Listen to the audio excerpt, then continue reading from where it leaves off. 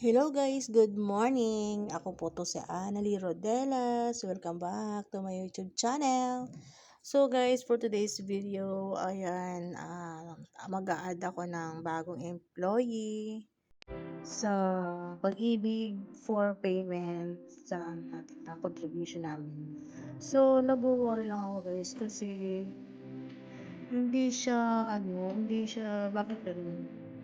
Ayaw niya mag-add, pero sinunod ko naman yung sinabi na add niya employee yung kailangan. So, ayaw niya. So, anong problema nito? Ba't nakaganon?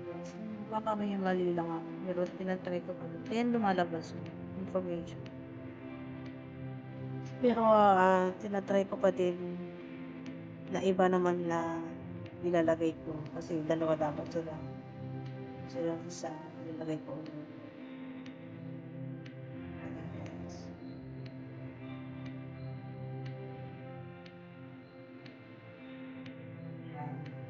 Try ko check iba.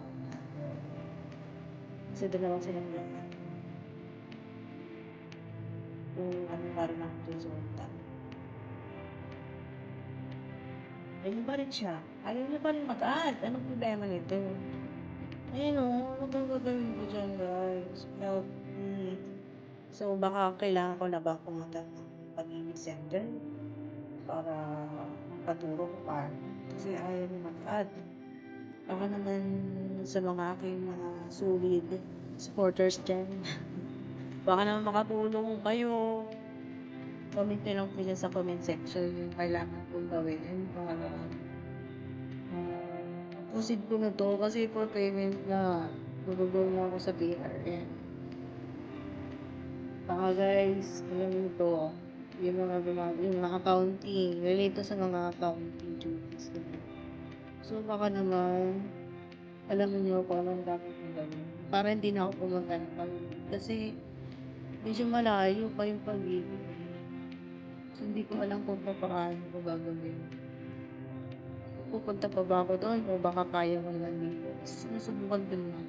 Hindi ko alam kung anong pipindutin ko dito. Kasi alam ko, pag mag-add ka lang ng empleyado, add yung employee lang, di ba? Tapos ano yung number, sure name, tsaka okay.